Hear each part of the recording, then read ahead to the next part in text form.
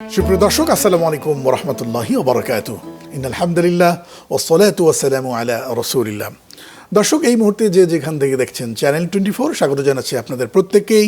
আমি খালিদ সাইফুল্লাহ বকশী। শুরু করছি আপনাদের জন্য আমাদের মাসব্যাপী বিশেষ আয়োজন আকিজ পাইপের সৌজন্যে জীবন বিধান। এই আয়োজনে প্রতিদিন আমরা কোনো একটা বিষয় নিয়ে কথা বলি। আজ যে বিষয় নিয়ে কথা বলতে চাই, যে পাপে হয় না পাওয়া রমজানের অনুপম চাওয়া।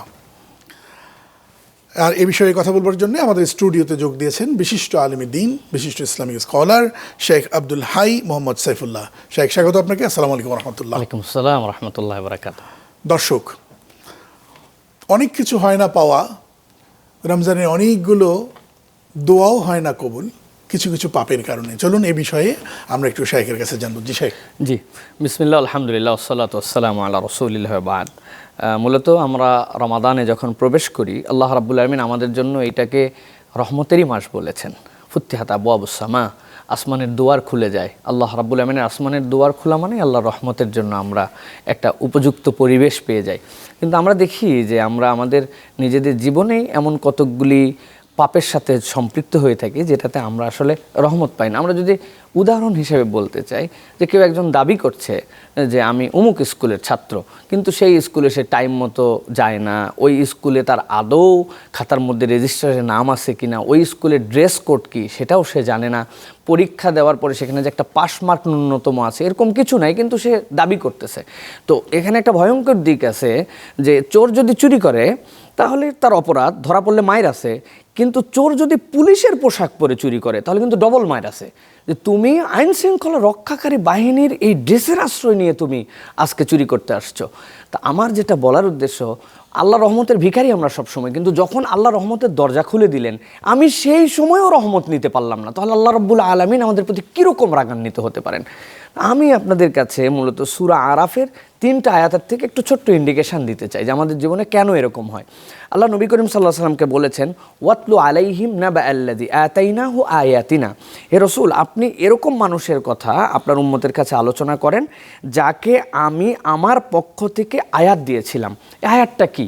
এই আয়াতের সর্বাগ্রে ব্যাখ্যা হচ্ছে যে আল্লাহ রাব্বুল আলামিন যদি আমাদেরকে ঈমান দান করেন, আল্লাহ যদি আমাদেরকে মুসলমানিত্ব দান করেন, এইটা বিরাট বড় একটা নিয়ামত আমাদেরকে। এটার মুফাসসিররা ব্যাখ্যা করেছেন, বালাম ইবনে আবারের কথা বলেছেন, সে মুসা আলাইহিস সালামের কওমের একজন বিখ্যাত আবেদের কথা বলেছেন, কিন্তু ইবনে কাসির রাহমাতুল্লাহ বলছেন ইন জেনারেল প্রত্যেকটা মানুষই আল্লাহর কিছু না কিছু আয়াতের নিদর্শনের সাক্ষী। আমি বিসমিল্লাহির রহমানির রহিম পড়তে পারি, আমি সূরা ফাতিহা জানি, আমি ঈমানের দাবিতে ঈমান কী জিনিস জানি, আমি এক আল্লাহকে এক আল্লাহ বলে স্বীকার, প্রত্যেকটা আমার জন্য আয়াত। কিন্তু আল্লাহ বলছেন এই কমবক্তা এমন ফানসালাখা মিনহা, তার 1 নম্বর অপরাধ সেখান থেকে মুখ ফিরায় নেয় যে এইটা পাইছি এটা এমন কি হলো, চিন্তা করে, এটাকে মূল্যায়ন করে না, এটাকে দাম দেয় না। যখন কেউ আল্লাহর কোনো নিদর্শন নিয়ামত পাওয়ার পরে মুখ ফিরায় নাই, আল্লাহ বলছেন সে 2 নম্বর অপরাধে নিমজ্জিত হয়ে যায়। কি হয়? আল্লাহ বলছেন ফাআতবাহুশ শাইতান ফাকানা মিনাল গাওয়িন। আমরা আমাদের বাচ্চা কাচ্চাকে অনেক সময় বকাঝকা করি, এই শয়তানি করবি না, এই তুই বাঁদরামি করিস কেন, তার মানে তুই শয়তানের অনুসরণ করতেছিস, এমন কাজ মানুষ হিসেবে করতেছিস যেটাকে বাঁদরের সাথে তুলনা করি। কিন্তু আল্লাহ বলছেন এই মানুষটা ব্যতিক্রম চরিত্রের, যদি আল্লাহর আয়াত থেকে মুখ ফিরায় তাহলে আল্লাহ বলছেন শয়তান তখন তার পিছনে লেগে যায়, শয়তান গ্যাপ রাখে না, মনে করে যে এইটাই আমার এখন ইমাম, শয়তান তখন তার মুক্তাদি। আল্লাহ বলছেন ফাকানা মিনাল গাওয়িন, তখন সে নিশ্চিত পথভ্রষ্ট হয়ে যায়। ইন্টারেস্টিং পয়েন্ট, এরপরে আল্লাহ রাব্বুল আলামিন বলছেন যে যদি সে আল্লাহর আয়াতকে মানত, চিন্তা করতেছে আল্লাহর বিধান কঠিন, আমি কেমনে সুদ বাদ দেবো, কেমনে পর্দা পুশিদা করে চলবো, কেমনে আল্লাহর বিধান মেনে চলবো, এত কিছু তো করা যায় না। আল্লাহ বলছেন ও বোঝে নাই, ওয়ালাউ শি'না লারাফা'নাহু বিহা, যদি আমি চাইতাম এগুলো মানার দ্বারা তার মর্যাদা বাড়ায় দিতাম। কিন্তু সে আগে 2টা ভুল করছে, পরে আরও 2টা অপরাধ করছে। কি 2টা অপরাধ করছে? আল্লাহ বলতেছেন ওয়ালাকিন্নাহু আখলাদা ইলাল আরদ, তার 3 নম্বর অপরাধ হচ্ছে সে নিরেট জমিনমুখী হয়ে গেছে। আরবিতে খুলদুন শব্দের অর্থ এমন প্রাণী যারা নিচ থেকে সব সময় মাথা নিচু করে পানি খায়, ঘাস খায়, চলাফেরা করে, মাথা মাঝামাঝি উঁচু করে, কিন্তু তার মুখটা সবসময় নিচু থাকে। আল্লাহ বলছেন এ মানুষ হিসাবে সে ওয়ালাকিন্নাহু আখলাদা ইলাল আরদ। মুফাসসির এটার ব্যাখ্যা করছেন আল্লাহ কেন এই কথা বললেন, আখলাদা ইলাল আরদ বলার কারণ কি? মূলত আল্লাহ রাব্বুল আলামিন সৃষ্টিগতভাবে সৃষ্টিগুলা 3টা বিন্যাসে থাকে। একটা হচ্ছে সিজদার হালতে থাকে, সরীসৃপ যাদেরকে আমরা বলি, আরেকটা রুকুর হালতে থাকে, আরেকটা মানুষ একমাত্র দাঁড়ায় থাকে। কিন্তু আল্লাহ মানুষ যার মাথা সবার উপরে, তাকে শ্রেষ্ঠত্ব দিলেন কিভাবে? মুফাসসিরদের ব্যাখ্যা হচ্ছে যে মানুষ যখন সালাতে দাঁড়ায় সে তখন এটা ডেমনস্ট্রেশনটা দেখায়, আল্লাহু আকবার বলে, তার মাথা সবার উপরে, এরপর কিছু নাই, কিন্তু বলছে আল্লাহ আমার মাথা যখন সবার উপরে, আপনি তার উপরে, আল্লাহু আকবার, আপনার থেকে বড় আর কেউ নাই। আর শুনবো একটা বিরতি নিয়ে আসি। দর্শক, সম্ভবত আপনারা আমার মতো তন্ময় হয়ে শুনছিলেন। আমরা একটা বিরতির পর আবারও শুনবো ইনশাআল্লাহ। দেখছিলেন আকিজ পাইপের সৌজন্যে জীবন বিধান। ছোট্ট একটা বিরতির পর আবারও ফিরছি।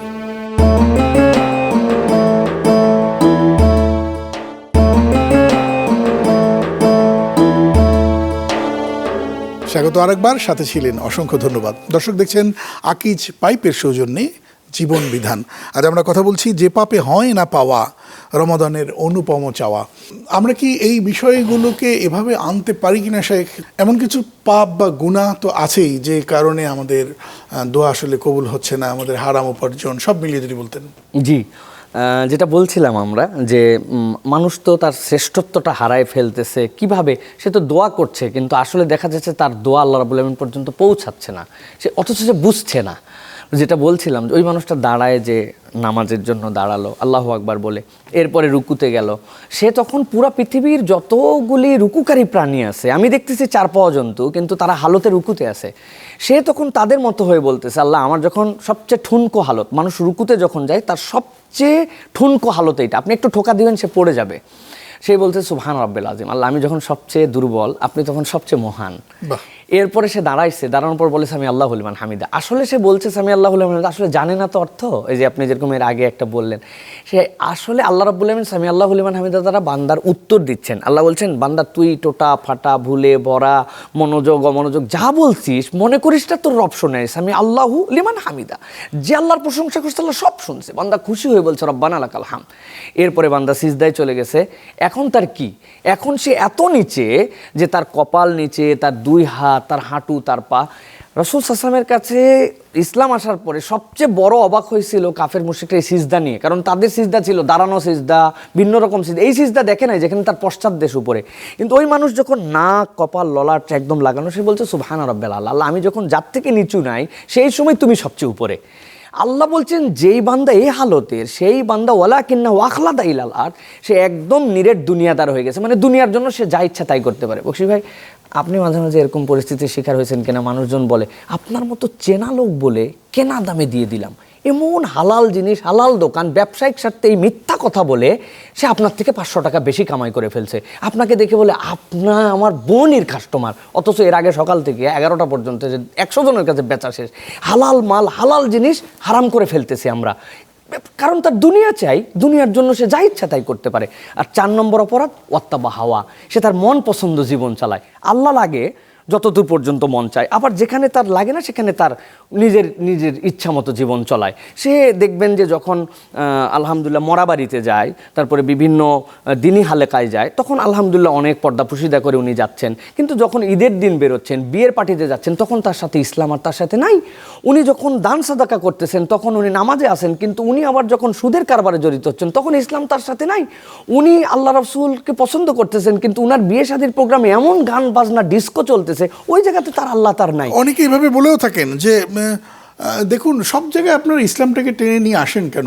ওই ধর্মটা খুব একটা বড় ব্যাপার, ওটা একটা নির্দিষ্ট কিছু জায়গায় থাকবে, কিন্তু জীবনের প্রতিটি পরতে পরতেই যে ইসলাম লাগবে সেই ভাবনা কিন্তু আমাদের নেই। আল্লাহ বলছেন তুমি যদি জেনে বুঝে আল্লাহর নিয়ামত থেকে মুখ ফিরাও, শয়তানের অনুগামী হও, তুমি যদি নিরেট দুনিয়াদার হয়ে যাও, আর তুমি যদি তোমার মন পছন্দ জীবন চালাও, আল্লাহ বলছেন আমার কাছে তোমার একটা উদাহরণ আছে, ফামাসালুহু কামাসালিল কালব। আল্লাহ বলছেন তার উদাহরণটা আমার কাছে কুকুরের মতো। এখন কুকুরের কথা শুনে কেউ কেউ ভাবতে পারেন কুকুর নিকৃষ্ট প্রাণী, আহা নাপাক, হারাম, খাওয়া জায়েজ না, এই জন্য মনে হয় না। আল্লাহ এই জন্য ওই উদাহরণ দেয় না। অনেক কুকুর মানুষের থেকে বিশ্বস্ত, অনেক কুকুর আমার কাছে এরকম প্রমাণ আছে সে কৃতজ্ঞ। আমি তো হাতের থেকে একটা বিস্কুট একদিন খেতে লেগে পড়ে গেছে, ওইটা খেয়ে পরের দিন সেই কুকুর আমার কাছে মাথা নত করে এরকম করে আদরের অনুভূতি জাগ্রত করছে। অনেক মানুষের কাছে আপনি টাকা পয়সা হাওলাত দিয়ে অনেক তাকে উপকার করছেন, পরে আপনি ফোন নাম্বার পর্যন্ত চেঞ্জ করে ফেলছে। কুকুর কৃতজ্ঞ অনেক ক্ষেত্রে। কিন্তু আল্লাহ কেন কুকুরের কথা বললেন? এটাই হচ্ছে আমাদের আজকের মূল পয়েন্ট। আল্লাহ বলছেন ইনতাহমিল আলাইহি আলহাস আও তাতরুকু আলহাস। আল্লাহ বলছেন যদি কুকুরকে তুমি ওই দাবরানি দাও, তাও সে হাঁপাবে, যদি ছেড়ে দাও তাও হাঁপাবে। কুকুরের পিঠে কেউ বোঝা চাপায় না, কিন্তু বোঝা চাপালেও হাঁপে, এমনিও হাঁপায়। মুফাসসিররা বলছেন লাহাত শব্দের অর্থ হচ্ছে কুকুর পিপাসার্থ হলে জিহ্বা বেরিয়ে যায়। তো আপনি দুনিয়ার জীবন যেমনই যাপন করেন, আল্লাহ বলছেন আপনি যদি আল্লাহর থেকে মুখ ফিরায় নেন, নিরেট দুনিয়াদার হয়ে যান, আপনি যদি নিজের জীবন নিজের পছন্দ মতো চলান, আল্লাহ বলছেন তোমার জীবনটা ওর কুকুরের মতো অস্থির হয়ে যাবে। না বরকত থাকবে, না রহমত থাকবে, না কিছু থাকবে, তোমার অস্থিরতা কখনো দূর হবে না। আপনি আমাদের জীবন বিশ্লেষণ করে দেখেন, আমাদের জীবন ওইরকমই হয়ে গেছে। আমাদের কোনো শান্তি নাই, সব আছে তারপরেও নাই। ভাই কেন ভাল লাগে না? বলে জানি না ভাই, কেন ভাল লাগে না, ভালো লাগে না, এই কারণ খুঁজে পাই না। আল্লাহ এই কারণ ব্যাখ্যা করেছেন। আল্লাহ বলছেন এইটা তোমাদের জন্য উদাহরণ, কাদের? যালিকা মাসালুল কওমিল্লাযিনা কাযযাবু বিআয়াতিনা, আমার আয়াত থেকে তুমি দূরে সরে গেছো, এটা তোমার পানিশমেন্ট। এই জন্য আল্লাহ রাব্বুল আলামিন বলছেন নবীকে ফাকসুসিল কাসাসা লাআল্লাহুম ইয়াতাফাক্কারুন, আপনি এই ঘটনাটা বলে দেন, আশা করা যায় যারা চিন্তা করে নিজের জীবনকে পরিবর্তন করবে। শেখ, অনেক শোনার ছিল, স্বল্প সময় হলো না, বাসনা রয়েই গেল। অনেক ধন্যবাদ আপনাকে।